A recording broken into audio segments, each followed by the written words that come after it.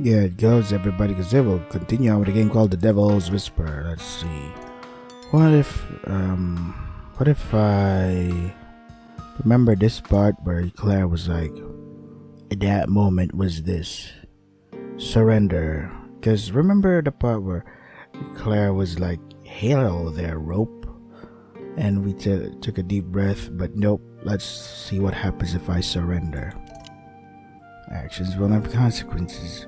Yes, this is the right time. I have waited for this moment for so long. Why put off now that I have the assurance to do so? I slowly crawled under my bed where I fiercely hid a box. A box where I hid my deepest secrets, transformed into material objects. Inside was a photograph that Conrad and I took of each other the last time we went to the beach. There was also a farewell letter that I updated every week, depending on how circumstances changed. And my ace up my sleeve, my last move before I lost everything, if I still had anything left. A key. I took the key and brought it close to my face as I looked at it closely. I nodded and closed my eyes as I finally convinced myself that this was the right thing to do. I walked to the closet cabinet, my mind wandering and my legs shaking. I placed the key in the closet door, slowly opened it, revealing the object that would give me the opportunity to hasten my final moments. Oh shit. Shivers me timbers.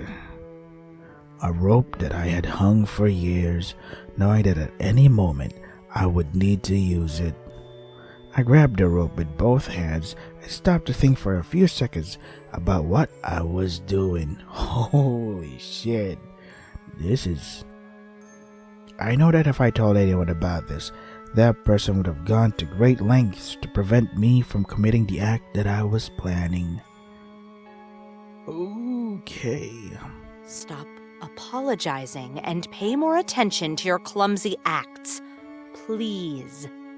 Always with that childish way of responding. Oh, man. I have a girlfriend, Claire. We shouldn't be doing this. Oh, no. All this has been piling up. It was supposed to be just Conrad and I coming along, but because of someone nasty, we're in this situation now. Conrad is dead, Claire. Hey, wait, Andrew didn't mean anything mean by that, right? Ugh, that poor child. She seems to be straying further and further from the path of righteousness every day. Oh, is that it? Oh, yeah, that is your mom. You are a bitch! A stupid bitch with no values! I love the dad. He's so funny. Oh, she's gonna do it. Yeah. I had no reason to stay in this world. Absolutely no reason. Wait, am I capturing this properly? I hope I am. There we go. I climbed into the closet, being careful not to fall out of it prematurely. Slowly directed the rope towards my neck, trying to find some pleasant memory to avoid doing so. But nothing but suffering came to my mind. If even my own parents hated me like this, why the hell did I think Conrad was going to feel love for me? Why did I even think I was going to be friends with Amelia and her group? And why did I so stupidly think Madison was going to feel any kind of compassion towards me, knowing what a disappointment of a person I am? I finished placing the rope on me and tightened the knot as firmly as I could. I was all set.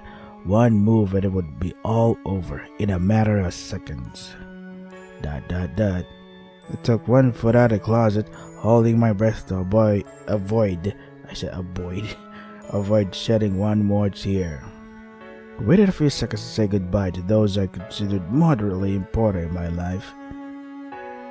Goodbye, Conrad. Goodbye, Johan. Goodbye, Amelia and Andrew. And goodbye, Madison. You five were marked my last days of life and left an imprint on me that I will take with me to my grave. Thank you for the few good things I had, world. But this is my time to say goodbye. And forever. Holy shit. Oh, holy shit. A small jump from the closet that required no more effort than breathing was the last act I consciously performed, before instinctively reacting to the dreadful sensation of cutting off my breathing. Yikes. Chapter 4. Yikes. Oh no. Claire dies. Oops. A gentle breeze was blowing in from the windows throughout the building. Despite the high temperature we had these days, this afternoon seemed unusually cool. Maybe it's the air conditioning. It was the perfect place for the perfect time to not think about anything that might occupy my mind beyond what was necessary. Except that perhaps my future depended on this visit to the library. I was sitting in a small armchair, waiting for the lady in charge of the library to bring me a book I asked for. How do I know that I've already read this part? Because I'm pretty sure I haven't read Claire's part. So am I supposed to know that every corner of the place, from the objects, the people who visited, whatever their intention, were an object of interest in my boredom. I had nothing else to do. I sort of felt like using my cell phone because of where I was. It felt even disrespectful to look at the screen occasionally to check the time.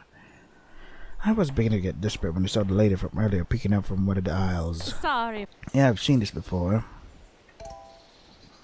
She generally had a burger smile, read the style suddenly. She did a very nicely over job. Last Yeah, This- I remember this that- part. Issues. The boy, Charlotte Gibson. Oh, of course. They both walked away, leaving me, etc. Okay, I remember this part. I wonder where's the part that's gonna say dialogue change. There you go. Glass filled halfway with water. By drinking liquid, it manages to scratch your feelings, etc. Okay, so this is debate. Okay, so there's still no dialogue change, whereas Claire dies or something. It could. Oh.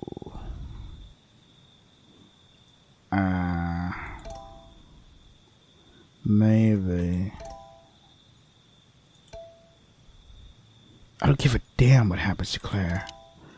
You know what? You're right. I don't have to worry about her. She was always so stupidly interested in my relationship with Conrad. I was always thought by approaching our group and trying to prevent her, she was going to get Conrad back. Well, I've got news for you. Conrad is not and never will be hers.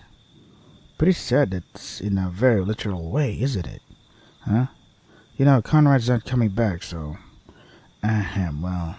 Who cares? I shouldn't be discussing this with you. Sat a few seconds not knowing how to continue the conversation. Something reminded me that Andrew was so introspective, etc. So, oh, there you go. Day started great weather, clear skies and fresh air. Sitting in an uncomfortable chair, staring at my cell phone. The ticket office full of people. Train session was particularly busy. Just so many people. Even had a school uniform on, but I preferred to wear more comfortable. But you know.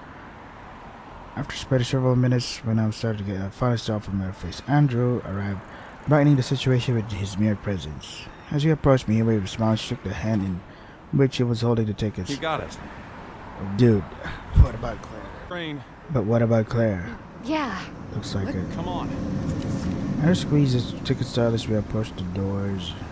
Many people seemed to be traveling, as still only people such as that only indicated a bad omen of the remote place we were headed for.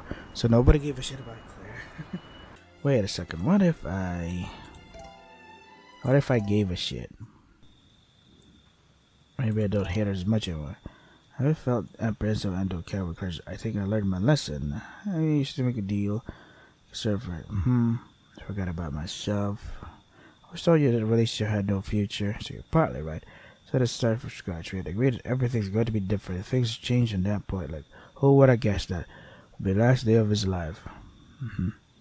They're embarrassed about crying. Things happen for a reason. I don't think you and Conrad could ever have been happy as a couple of things continued like this. Stop it. Talk about it. Oh, sure. So there's no difference. No dialogue difference. Maybe there will be a difference once we go to the forest. Let's try to look. So I turned my torch, trying not to make any sudden movements, as if that would have saved me from dying. Suddenly, Karan's figure appeared in front of me with no indication of how he could have gotten there so quickly. Teleportation. Couldn't help but feel a deep sense of despair. I felt concerned. Cornered. I had to do something before he caught me. Put my hands to my head in complete panic with no idea what to do. That's how I like it. Get off! Get off! Damn it! Facing him squarely and with all my limbs shaking, I started to take a small steps backwards. Enough! Conrad, please! The party's just beginning. Can't take it anymore! Stop! Don't you see, Madison? We're meant to be together. In life, in death, for all eternity. You and me. That is most definitely a song. Let's see. Ask for mercy. Closed my eyes and ducked my head in a jerky motion. Didn't know what else to do, therefore tried to escape a suicide. Without giving it much more thought, my knees dropped to the ground. A couple of seconds later, my hands were clasped together, pleading for mercy in the face of this evil being.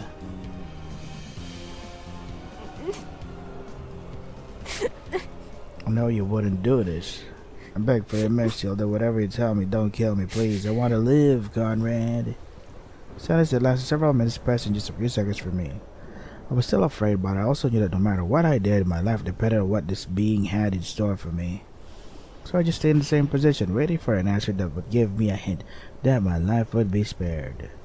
When I felt that enough time had passed, I opened my eyes slowly, not really observing what was in front of me. Death. Oh wait, disappeared? Then there was nothing. Expecting to be a creepy figure, blah blah blah, but... What? I jumped, realized that I was alone, pleading with nothingness. Okay. So, she's alive. Oh my god. We Or can't maybe restore I was these kids. supposed to choose something else. Maybe.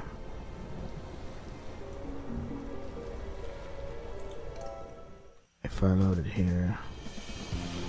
Escape. When I was far enough away, I felt like I could start running. I flexed my knee and took the biggest giant step backwards that I could. However, instead of feeling solid ground, I sensed the void. And I confirmed it when I looked down at my feet and found myself on the edge of a ravine with nothing to support me.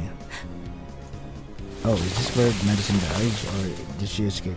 The feeling of emptiness spread throughout my body, offering me no chance to do anything about it. Before I could even say anything, the sound of the wind picked up and I could only hear a thunderous crack. Oops. Oh crap. Yeah, this is... oh shit. Ooh shit. The fall caused me a mortal wound that made me know my life wouldn't last more than a heartbeat.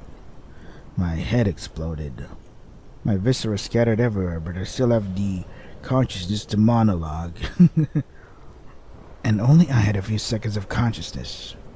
Seconds that I took advantage of to look Conrad in the eyes for the last time from the top of the ravine.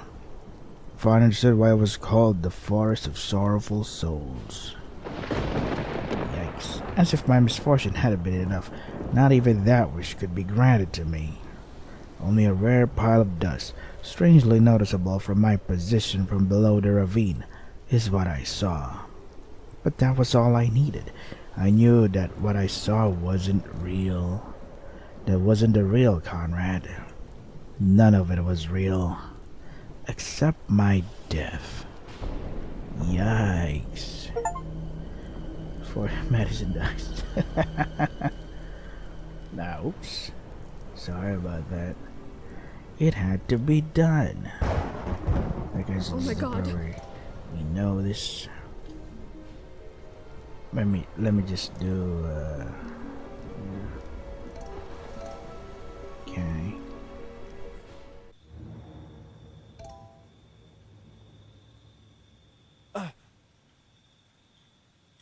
Oh, this is different. What is this?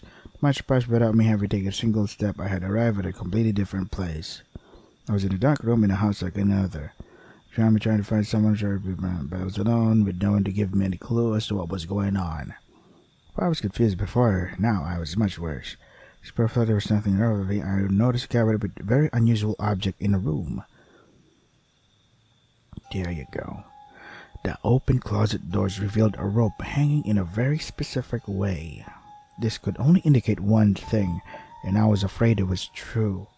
I would use the pulley system like a primitive. As I looked toward the bottom of the cabinet, I noticed a note. I bent down to pick it up, reading its contents without even stopping to pause if it was correct. Once again, life proves to me that I was not born to be happy. Every time I think something will go right, it ends up going worse. Life is worthless. I deserve to die. Forgive me, Mother and Father, because I couldn't do it with you. But most horrible thing about the letter was not the wording, but the signature. Claire Macmillan.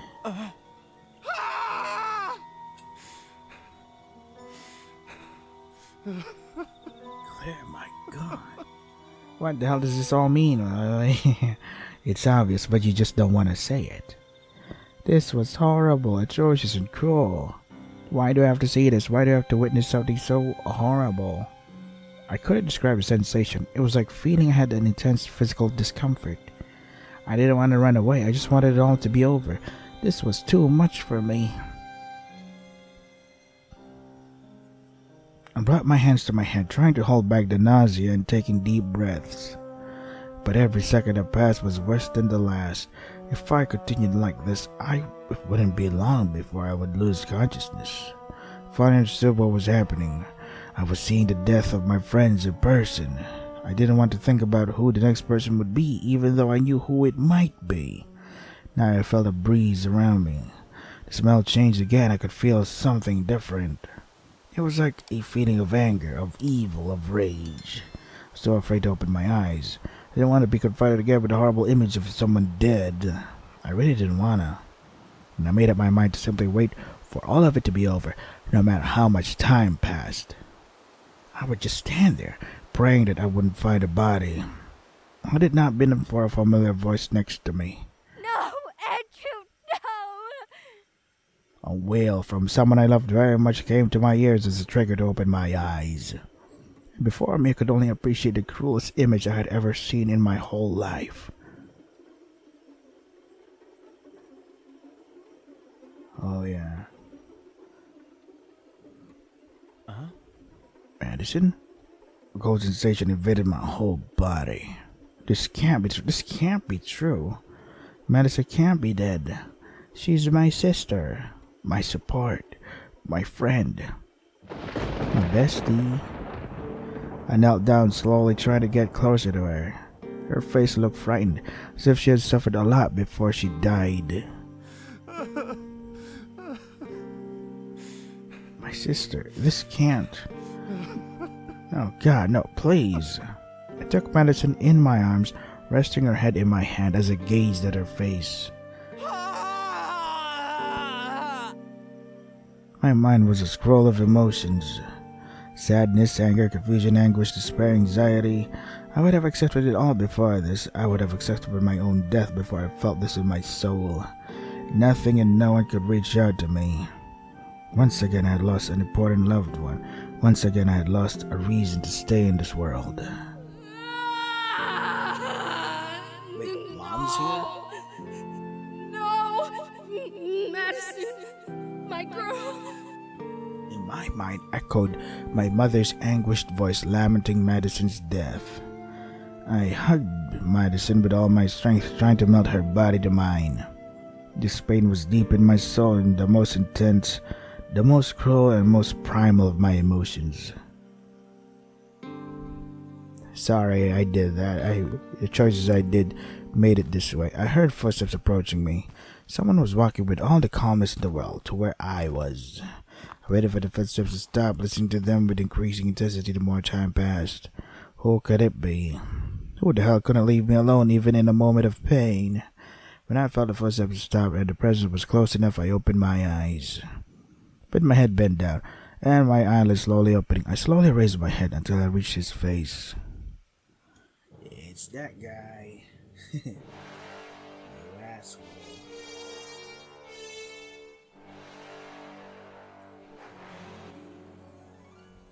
A macabre being, pale as a sheet of paper and with bat-like wings.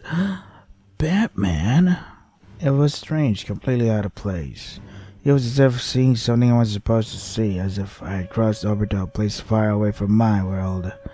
I could only feel that I was projecting an expression of emptiness. A strange being stretched out his arm, beckoning me to approach him. Come closer, Andrew. Why did he want me to do that? I promise that your death will be the most memorable event of your life. Jesus, I don't want that. If your father couldn't give you a good guide in your life, I'll give it to you. I can manage, thanks. I blinked a couple of times and stared at his face for several seconds. He had just mentioned my father. What did he mean by that? Did he know something about my father? My father? You know him? It was the only thing that made me feel human again. The only thing that made me feel one last thrill. Of course. I know him better than the back of my hand.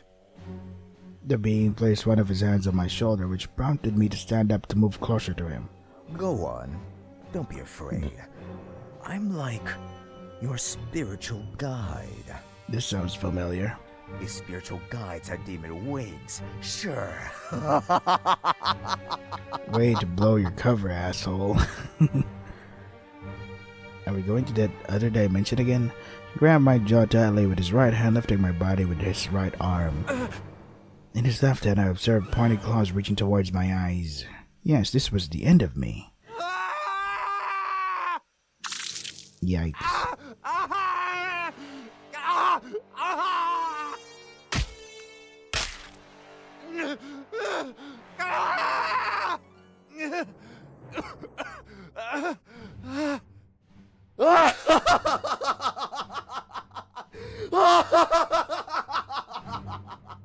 Soon, Andrew. Soon you will be reunited with your wicked father! What about my sister? Did you leave out that part? No! Great voice acting. And then... Oh, nothing. It's time to stop us, ma'am. Stop us? No, come on, we can't waste a second. We can't keep risking our lives in the middle of the woods, ma'am. Not without protective gear, at least. Wait, you came here without protective gear, you... you idiot. We need to go back to town right now and call for backup. Damn it. Damn it, why haven't we found anything? Nah, because of the supernaturals. Hoogie boogie. We've walked for hours. Why haven't we found any of my children? I don't want to alarm you, ma'am. But if your children are really in this place, you have to be prepared for the worst. The worst? What is this place then? It's the Forest of Sorrowful Souls, ma'am. You can imagine why it has that name. Wait, you asshole. You didn't even bring up the name first of the forest we were going to? Come on, man. No, my children can't. They can't be. Ah! Let's keep looking for them. I won't waste another second. Please, Madison. Please, Andrew. I need you alive. I need you with me. Oh, I couldn't take another loss. I just couldn't. Ooh boy, another loss. Get used to it, lady. Get used to losing two more. We're in the good heaven. Epilogue, right. So this is the part where everybody dies. I wonder how it's gonna do that.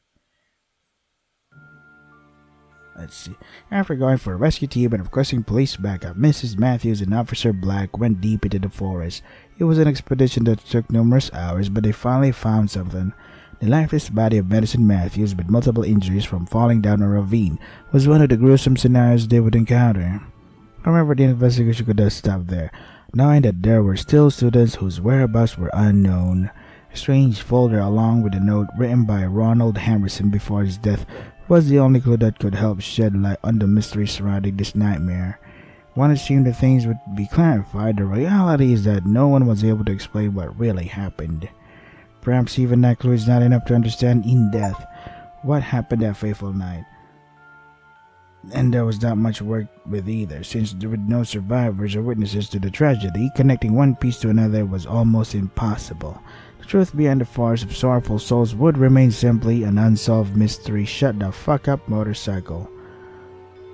After numerous events affecting the institution's reputation, a difficult decision was made. Principal Gibson announced press conference. Yeah, this.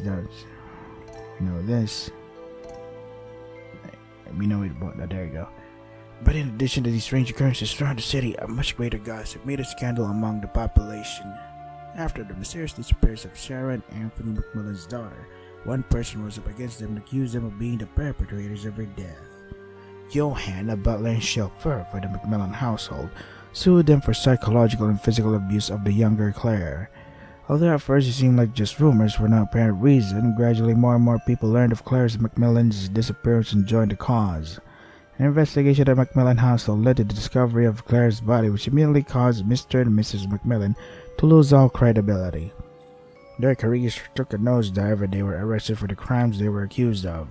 It was later learned that Claire's death was a suicide. That had stopped the masses from lobbying against the abusive behaviors of the McMillan family. They would definitely not be able to return to politics, but there was still the fear of whether they would ever return to having the same power and influence they had before. And good for them.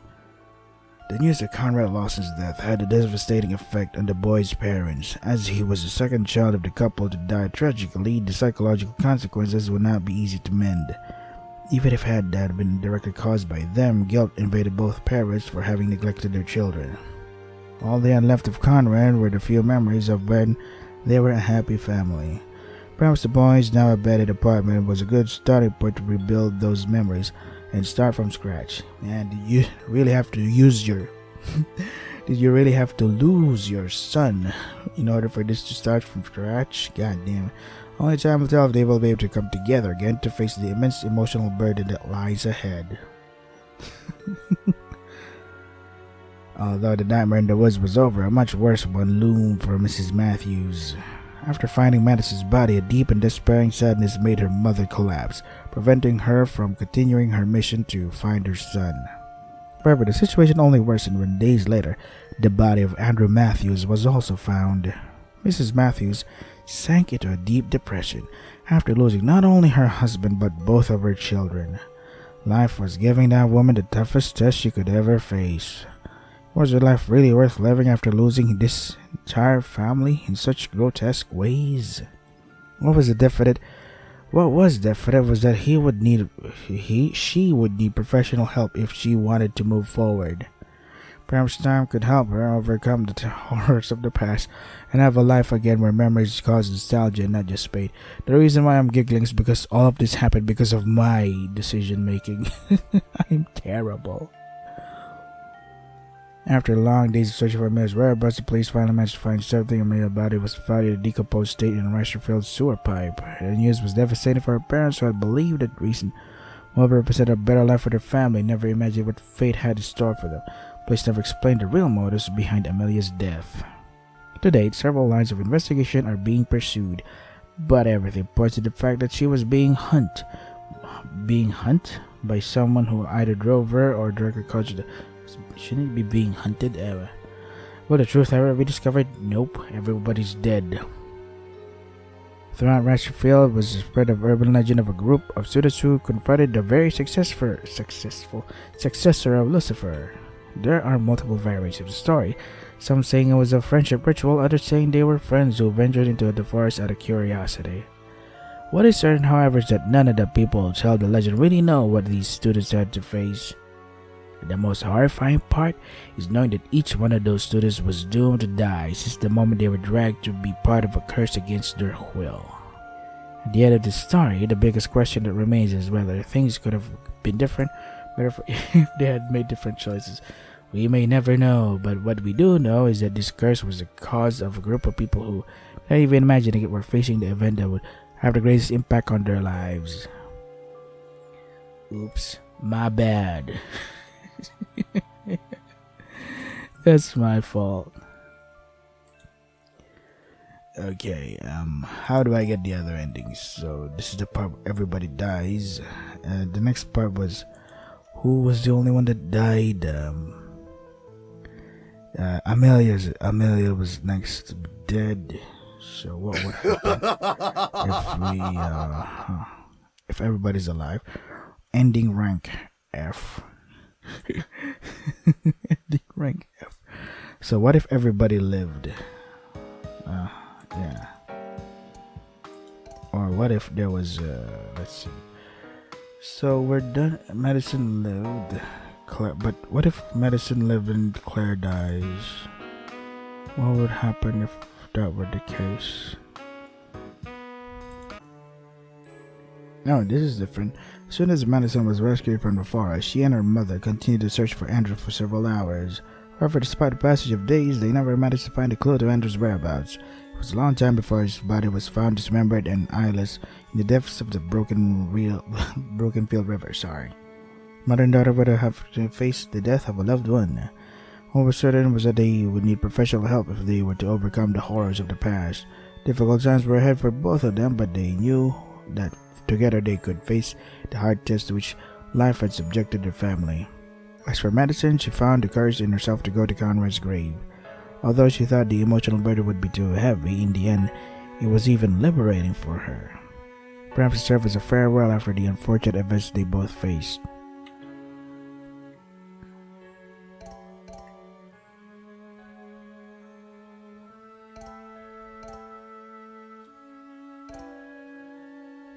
Okay, what ending rank is this?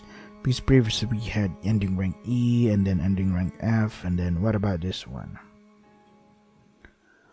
What about these?